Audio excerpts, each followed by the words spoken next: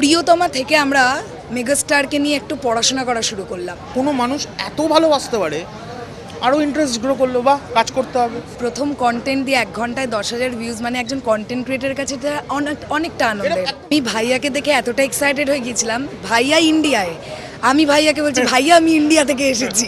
তোমাকে আমরা ইন্ডিয়া থেকে বসে অনেক বড় বড় মানুষের সাক্ষাৎকার নিতে দেখেছি, Exactly. এবং সেই জায়গায় দাঁড়িয়ে তুমি আরিফ ভাই আমাদের ইন্টারভিউ নিচ্ছে, এটা আমাদের কাছে ভাগ্যের অনেক ব্যাপার। বড় পাওয়া।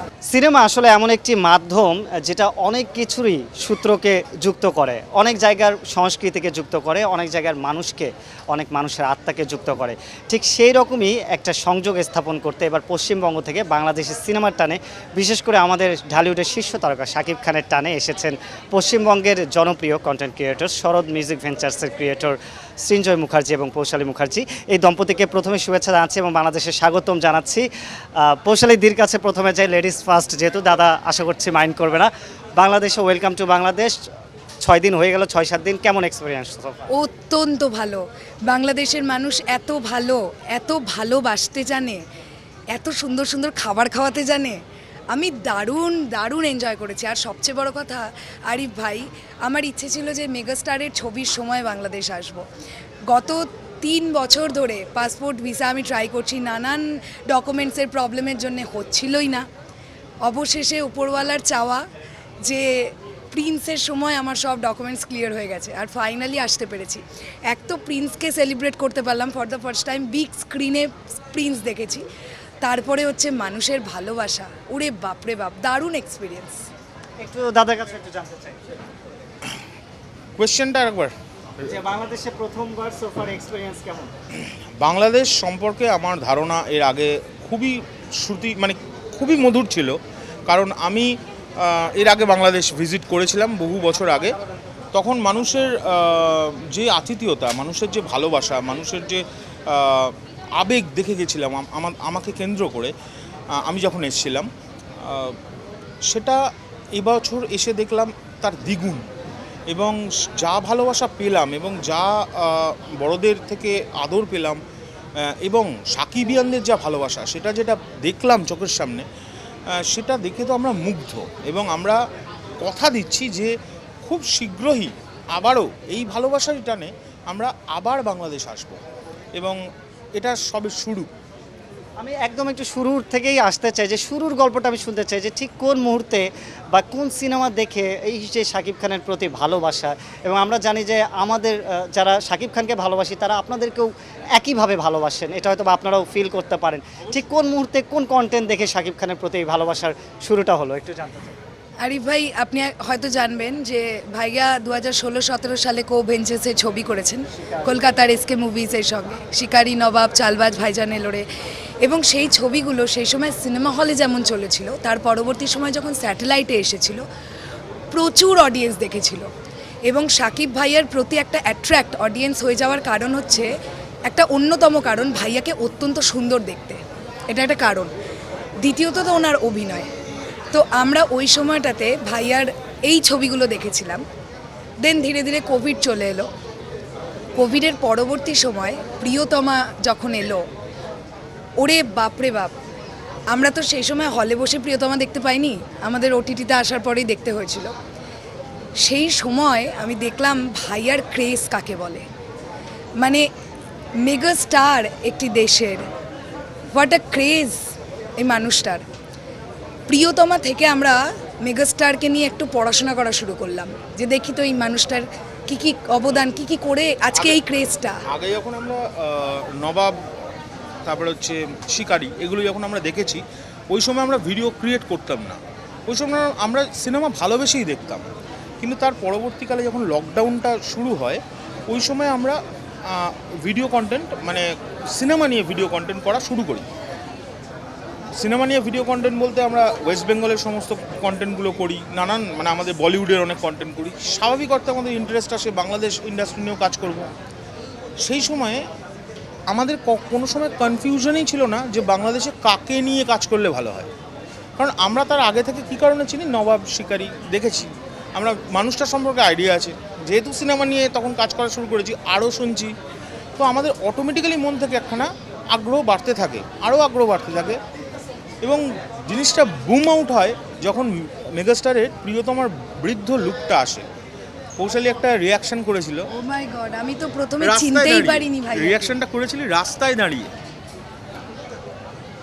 1 ঘন্টার মধ্যে 10,000 ভিউজ। মানে আগে কখনো মানুষটাকে নিয়ে কন্টেন্ট তৈরি করিনি, প্রথম কন্টেন্ট দিয়ে 1 ঘন্টায় 10,000 ভিউজ, মানে একজন কন্টেন্ট ক্রিয়েটারের কাছে এটা অনেকটা এটা আনন্দের। একদম প্রথম যে আমাদের ইয়েটা একটা অ্যাট্রাকটিভ ব্যাপার, সেটা কিন্তু ওটাই। এটা ব্লাস্ট হয়ে গেছে। সেই আইডিয়া হলো যে মানুষটাকে যদি কোনো মানুষ এত ভালোবাসতে পারে, আরও ইন্টারেস্ট গ্রো করলো, বা কাজ করতে হবে। কাজ করতে করতে যখন আমরা আরও ওনার কেরিয়ার গ্রাফটা জানতে পারলাম, যে একটা মানুষের কেরিয়ারে 250টার উপরে ছবি এবং কিভাবে তিনি করেছেন সেগুলোও যখন ডিটেলে জানতে পারলাম, অটোমেটিক্যালি রেসপেক্ট বেড়ে গেল। যে রেসপেক্ট চলে এলো। এবার ব্যাপারটা তখন শুধু ফ্যান্ডামে আটকে নেই, ব্যাস তারপর থেকে কাজ করা শুরু করলাম। একদম দিনে 10টা ভিডিও তো করার জন্য অনেকে যা তা বলে, কিন্তু তাও করি আমরা। এখানে একটু আসতে চাই যে এই যে শাকিব খানকে নিয়ে কন্টেন্ট বানানোর জন্য অনেকে আবার সমালোচনাও করে, এই ব্যাপারটা তোমরা কিভাবে, তুমি করেই বললাম যেহেতু আমাদের সম্পর্ক অনেক আগে থেকে, যে কিভাবে অ্যাকসেপ্ট করা হয়? প্রথম দিকে খুব মন খারাপ হতো যে কেন আমাকে মানুষ এরম বলছে, আমি তো চেষ্টা করছি যা পারছি। এখন মনে হয় যে যে যা পারছে বলুক, মাঝে মধ্যে আমি ব্যাপারগুলোকে এখন এনজয়ও করি। আর এটা আমাকে বুঝিয়েছে ও। আমি প্রথম দিকে ভীষণ মানে ডিমোটিভেট হয়ে যেতাম যে দূর করব না, মানুষে খারাপ বলছে।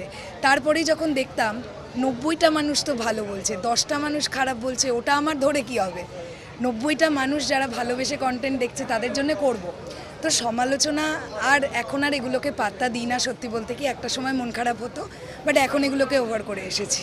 একটু জানতে চাই, মেগাস্টারের সাথে অনেকবার দেখা হয়েছে, আমি তো সামাজিক মাধ্যমে দেখি সবসময়, এবং সেটেও যাওয়া হয়, যেহেতু অধিকাংশ সিনেমার শুটিং এখন পশ্চিমবঙ্গে চলছে, কলকাতায়। প্রথম যখন দেখা হলো, ইন্টারাকশনটা কেমন ছিল? শাকিব খানকে আগে থেকে আপনাদেরকে চিনতেন কিনা, আপনাদের কন্টেন্ট দেখেছিলেন কিনা, একটু জানতে চাই। প্রথমবারের এক্সপিরিয়েন্স হচ্ছে তখন ফার্স্ট দেখার কথা বলছি, সিনেমার ছিল সেটা ছিল দরদের শুটিং। আমরা সেটা পশ্চিমবাংলা না, বেনারসে। মানে ওটা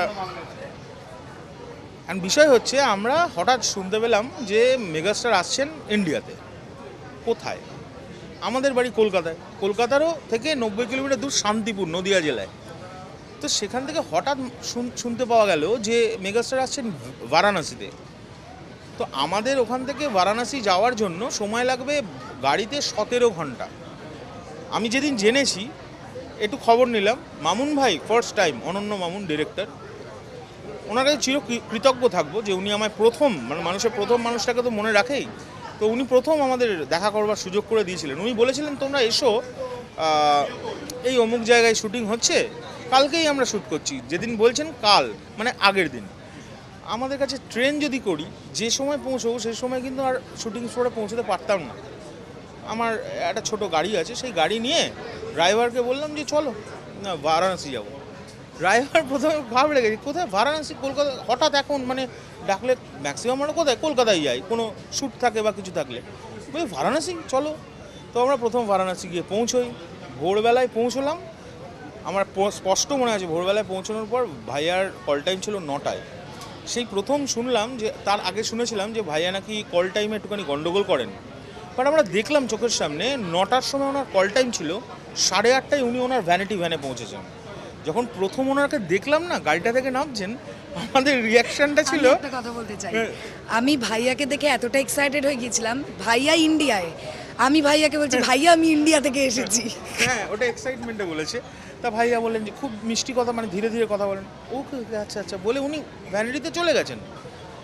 সবুজ ভাই ছিলেন, এবং সবুজ ভাইকে অসংখ্য ধন্যবাদ, বিকজ এই যে ভাইয়ার সঙ্গে যে একটা কন্ট্যাক্ট হওয়া, এটা সবুজ ভাই ছাড়া অসম্ভব ছিল। সবুজ ভাই আমাদের খুব ভালোবাসতেন, কারণ আমরা ভাই আমাদের কন্টেন্ট দেখতেন, উনি বলেন, এবং সেগুলো উনি দেখতেন পাশ থেকে। তো সবুজ ভাই ভাইয়াকে রিকগনাইজ করায় যে ওরা এসছে।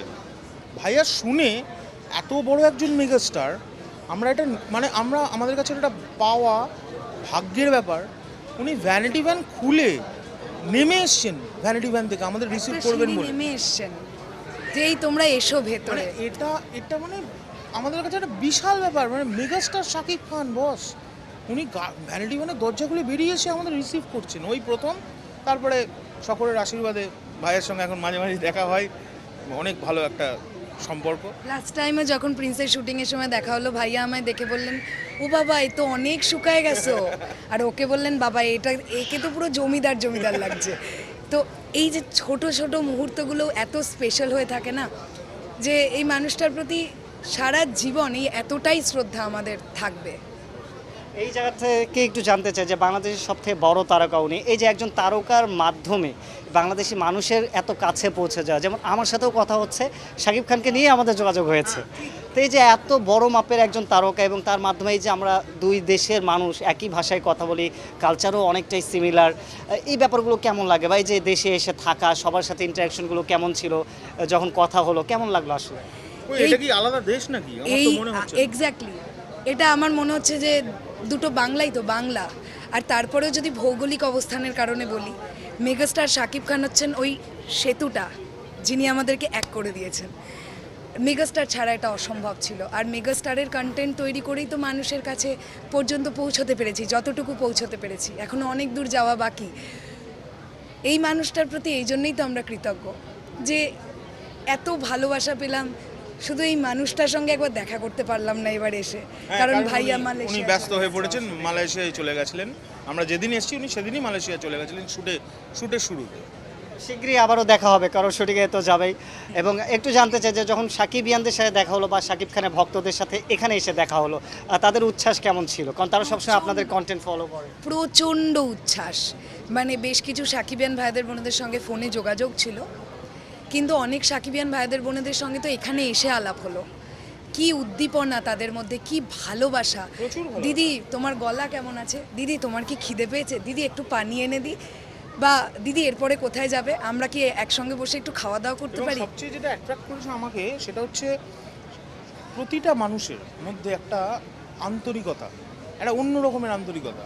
এবং তার চেয়েও বড় কথা, আমরা যে হলে গেছি, আমরা আগে ফেসবুকে তো লিখি, আপডেট করি, এমন ভাইদের দেখেছি যারা আমরা আসছি বলে তারা সিনেমাটা সবে দেখে বেরিয়ে আবার একটা টিকিট কেটে ওয়েট করছে যে আমরা আসছি। ঠিক ঠিক। যে আমাদের এইটা খুব অ্যাট্রাক্ট করেছে যে এত ভালোবাসা।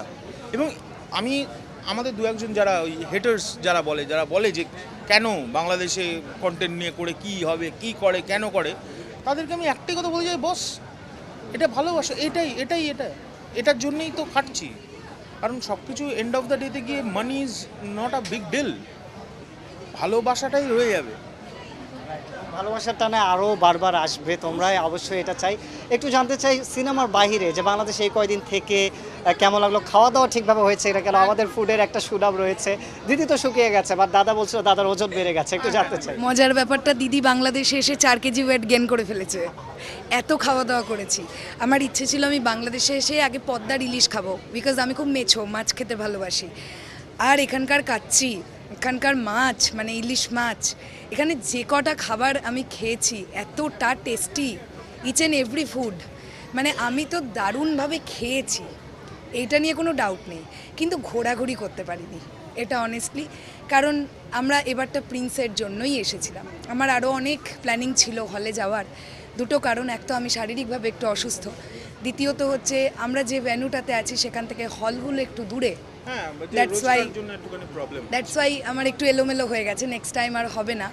বাট এবার প্রিন্সের জন্য এসেছিলাম, প্রিন্স সেলিব্রেট করেছি, এনজয় করেছি। নেক্সট টাইম এসে ঘোরাঘুরি করব। আপনারা সাজেস্ট করবেন যে কোন কোন জায়গায় ঘুরতে যেতে পারি আমরা। দাদার একটু এক্সপিরিয়েন্স। বাংলাদেশের আমার যেটা সবচেয়ে সুন্দর লেগেছে সেটা হচ্ছে খাওয়া দাওয়া। কারণ আমি দেখেই মনে হচ্ছে আমি খেতে ভালোবাসি। তো ডিফারেন্ট জায়গায় ডিফারেন্ট খাবার আমার খুব পছন্দ হয়েছে, এবং প্রত্যেকটার আলাদা আলাদা টেস্ট। এবং এই হলো বিষয়। আর দ্বিতীয় কথা হচ্ছে ঘোরাঘুরি বলতে হচ্ছে, বলেই দিল যে আমি সিনেমা জন্যই এসেছিলাম, প্রিন্সকে সেলিব্রেট করব বলে সেটা করেছি প্রচণ্ডভাবে, আজকেও করেছি, এখনও করব। এরপরে তোমাদের সঙ্গে গিয়েই হ্যাঁ ওখানে রিয়াকশান নেব পাবলিকের। আবার আমার সবচেয়ে বেশি আনন্দ হচ্ছে তোমাকে আমরা ইন্ডিয়া থেকে বসে অনেক বড় বড় মানুষের সাক্ষাৎকার নিতে দেখেছি, এবং সেই জায়গায় দাঁড়িয়ে তুমি আরিফ ভাই আমাদের ইন্টারভিউ নিচ্ছে, এটা আমাদের কাছে ভাগ্যের অনেক ব্যাপার বড় পাওয়া। আমি মনে জন্য করি। অনেক আনন্দের যে আমরা আসলে এই যে আমরা হোয়াটসঅ্যাপে কথা হতো, আজকে সামনাসামনি কথা শুনছি, তোমাদের মানে খুব ভালো লাগছে আসলে আমার। আরিফ ভাই, তোমার ইন্টারভিউ আরও ভালো লাগার একটা কারণ আছে, তুমি প্রচণ্ড স্ট্রেট ফরওয়ার্ড কোয়েশ্চেন করতে পারো, Exactly. যেটা অনেকেই হয়তো পারেন না। এটা প্রচণ্ড অ্যাপ্রিসিয়েট করছি তোমার, এই জন্য তোমার ইন্টারভিউ মিস করি না। থ্যাংক ইউ দিদি, অনেক কৃতজ্ঞতা। এবং শেষ একটা অনুরোধ রয়েছে, আর সেটা হলো যে শরৎ মিউজিক ভেঞ্চার্স, মূলত নাম শুনলে মনে হয় এটা মিউজিক্যাল চ্যানেল, এবং অসাধারণ দুর্দান্ত সঙ্গীতের জ্ঞান তোমাদের আছে সেটা আমি জানি। তো শাকিব খান মেগাস্টারের কোনো সিনেমার একটা গানে 2 লাইন যদি একটু শুনতে পারি শেষে। আমার এই গলা নিয়ে? আচ্ছা ঠিক আছে। আচ্ছা, কোন সিনেমার গান এখন গাওয়া যায়? প্রিয়তমায় গাই। যত কথা রাখা ছিল এই বুকে জমা, তোমাকে জানিয়ে দিলাম ও প্রিয়তমা। আমার আকাশ নীলে তুমি যে নীলিমা, তোমাকে জানিয়ে দিলাম ও প্রিয়তমা। অসংখ্য ধন্যবাদ দাদা এবং দিদি, আবারও আমন্ত্রণ রইল, নেমন্তন্ন রইল বাংলাদেশে আসবার, সেবার আমরা একসাথে ঘুরবো, শুধু ইন্টারভিউ করব না। অসংখ্য ধন্যবাদ দাদা, দেখা হবে শীঘ্রই। আমরা কথা বলছিলাম এতক্ষণ পশ্চিমবঙ্গের জনপ্রিয় কন্টেন্ট ক্রিয়েটর সৃঞ্জয় মুখার্জি এবং কৌশালী মুখার্জির সাথে, এবং মেগাস্টার শাকিব খানের টানে তারা ছুটে এসেছেন। আশা করি বাংলাদেশ থেকে যে ভালোবাসা তারা নিয়ে গেছেন সেই ভালোবাসার টানে আবারও খুব দ্রুতই তারা ফিরে আসবেন বাংলাদেশে, আবারও কথা হবে। সে পর্যন্ত সবাই ভালো থাকবেন। আরিফ হক, 71, ঢাকা।